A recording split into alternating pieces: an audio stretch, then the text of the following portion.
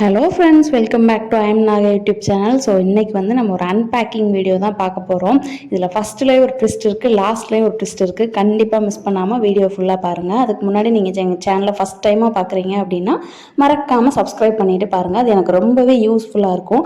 So வாங்க unpack பண்ணி பார்த்துடலாம். ஸோ ஃபஸ்ட்டு ஒரு ட்விஸ்ட்டுன்னு சொல்லியிருந்தேன் இல்லையா, அது என்னென்னா, இதை வந்து நான் ஃப்ளிப்கார்ட்டில் ஆர்டர் பண்ணல, மீஷோலேருந்து தான் நான் ஆர்டர் பண்ணியிருந்தேன். ஆனால் எனக்கு இந்த மாதிரி ஃப்ளிப்கார்ட் டேப் போட்டு தான் ரிசீவ் ஆயிருந்துச்சு. ஸோ என்னங்க எனக்கு ஒண்ணுமே புரியலையா? நான் போய் இது கூகுளில் செக் பண்ணி பார்த்தேன். இது என்ன ஃப்ளிப்கார்ட்டில் மீஷோவில் இந்த மாதிரி மாறி மாறி பேக்கிங்லாம் இருக்குது, இதெல்லாம் கரெக்டாக இவங்கெல்லாம் ஒரே கம்பெனி தானா அப்படிங்கிற மாதிரிலாம் சர்ச் பண்ணப்போ அவங்க வந்து அது கரெக்டான பதில் இல்லை. அமேசான் மட்டும்தான் இன்டர்நேஷ்னல் பிராண்டும், மீஷோவும் ஃப்ளிப்கார்ட்டும் வந்து இந்தியன் பேஸ்டு கம்பெனிஸ் தான் அப்படின்ற மாதிரி ரிவ்யூ போட்டிருந்தாங்க. சரி, இதெல்லாம் நம்மளுக்கு எதுக்கு, நம்ம அதை பிரித்து பார்ப்போம், குவாலிட்டி நல்லா இருந்தால் நம்ம வச்சுக்கிற போகிறோம், இல்லைன்னா ரிட்டர்ன் போட்டுற போகிறோம் அப்படின்றதுனால எப்போவுமே அன்பேக் பண்ணும்போது ரொம்பவே கேர்ஃபுல்லாக தான் நான் வந்து அன்பேக் பண்ணுவேன். ஏன்னா அது ரிட்டர்ன் போடும்போது நம்ம அதே மாதிரி கொடுத்துட்டோம்னா அவங்களுக்கும் எந்த லாஸும் இல்லை, நம்மளுக்கும் எந்த பிரச்சனையும் இல்லை. அதை கேவலமாக கிழிச்சு பிச்சு போட்டு எல்லாம் செஞ்சு திருப்பி கொடுக்கறதுனால அவங்களுக்கும் அதனால பிரயோஜனம் இல்லை. அது போக சொசைட்டிக்குமே அதனால வேஸ்ட்டு தான் அதிகமாகும். ஸோ பொறுமையாக பிரித்து ஓப்பன் பண்ணியாச்சு. இதோட ப்ரைஸ் வந்துட்டு 219 ருபீஸு. நீங்கள் வந்து கூகுள் பேயில், அதாவது நீங்கள் ஆன்லைன்லேயே பே பண்ணிவிட்டு இந்த பொருளை வந்து ஆர்டர் பண்ணிங்கன்னா 205 ருபீஸ்க்கு வந்து உங்களுக்கு கொடுப்பாங்க. இல்லை கேஷ் ஆன் டெலிவரி தான் அப்படின்னா உங்களுக்கு வந்து கரெக்டாக 219 ருபீஸுக்கு தான் கொடுப்பாங்க. ஸோ எப்பவும் போல் 24 ஹவர்ஸ் என்ன மண் பாத்திரனாலும் 24 ஹவர்ஸ் வந்து தண்ணியில் ஊற வைக்கணும்னு சொல்லுவாங்க. இது வந்து வாட்டர் பாட்டில் தானே, தண்ணி தானே இதுவே வச்சுட்ருக்க போது, அப்புறம் எதுக்கு 24 ஹவர்ஸ் அப்படின்னா, எதுக்கு அவங்க சொல்கிறதே கரெக்டாக ஃபாலோ பண்ணிடுவோமே அப்படின்னு சொல்லிட்டு 24 ஹவர்ஸ் தண்ணியில் வச்சுருந்து லெமன் யூஸ் பண்ணி நல்லா ஸ்க்ரப் பண்ணி வாஷ் பண்ணி எடுத்தாச்சு.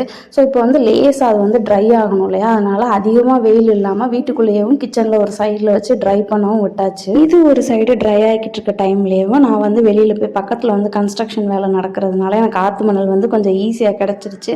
ஸோ அதை வந்து ஒரு பிளேட்டில் எடுத்துகிட்டு வந்துட்டு இன்னொரு பாத்திரத்தில் மாற்றி வச்சாச்சு. எடுத்துகிட்டு வந்தது வந்து நிறையா இருந்துச்சு. இது மேலே பாட்டில் வச்சு அமுக்கணும்னா தண்ணி வந்து வெளியில் ஃப்ளோ ஆக ஆரம்பிச்சிடும் அப்படின்றதுனால கொஞ்சோண்டு மட்டும் அதில் ஊற்றிட்டு, வெளியில் மண் ரொம்ப சூடாக இருந்துச்சு, சரின்ட்டு அதில் கொஞ்சோண்டு தண்ணி சேர்த்து பாட்டிலையும் எடுத்து அதில் ஃபிக்ஸ் பண்ணியாச்சு.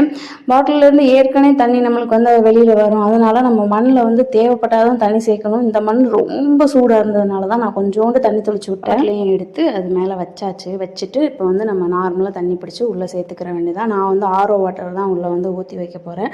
இது வந்து எதுக்காக நான் ஃபஸ்ட் டைமாக வீடியோ பண்ணுறேன் அப்படின்னா, நான் வந்து தமிழில் ரிவ்யூ இருக்கான்னு நான் வாங்குறதுக்கு முன்னாடி நிறைய செக் பண்ணி பார்த்தேன். ஒரு 4-5 நாள் இதுக்கே ஸ்பெண்ட் பண்ணி செக் பண்ணி பார்த்தேன்.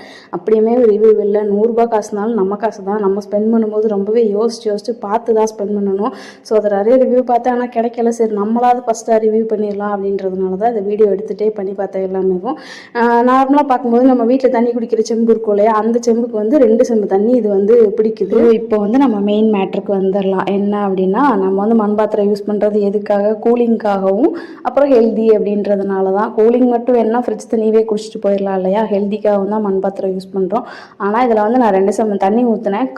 தண்ணி வரைக்கும், அதாவது பாட்டில் வரைக்கும் தான் தண்ணி இருக்குது, மிச்சது ஃபுல்லாகவே லீக் ஆக ஆரம்பிச்சிருது. ஸோ இதில் வந்து 2 மணி நேரம் கழிச்சு தண்ணி சில்லுன்னு இருக்குன்னு எடுத்து பார்த்தா வெறும் பாட்டில் மட்டும்தான் கிடச்சது. ஏமாற்றம் மட்டுமே விஞ்சியது. அதனால நான் ரிட்டர்ன் பண்ணிவிட்டேன். வீடியோ பிடிச்சிருந்தா கண்டிப்பாக சப்ஸ்கிரைப் பண்ணுங்கள்.